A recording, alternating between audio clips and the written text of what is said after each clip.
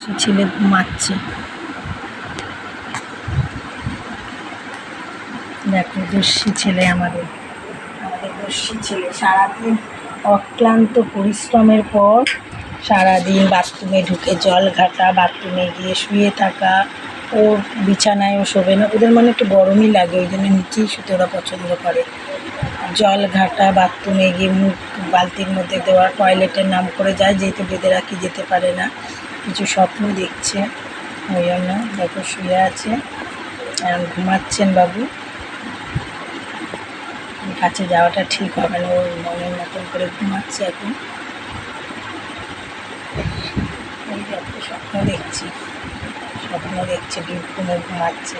আমার দস্যি ছেলে, আমার সোনা ছেলে, এটা আমার মেজো ছেলে। তোমরা জানো আমার হীরক হলো বড় ছেলে, এটা আমার মেজো ছেলে, আর আমার গোপাল হলো আমার ছোট ছেলে। আমি 3 ছেলের মা, আমি 3 সন্তানের মা।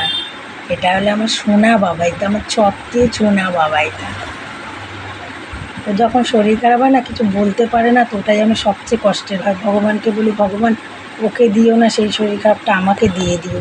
কেন বলতে পারে না তোরা।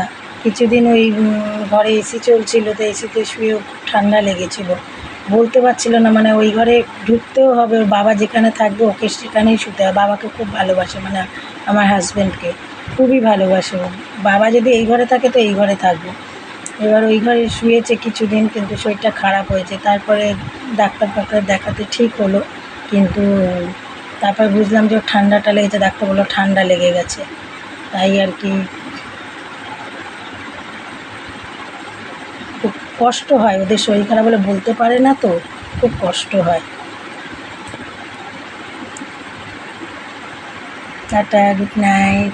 ও ঘুমাক, তোমরাও শুভরাত্রি যাও।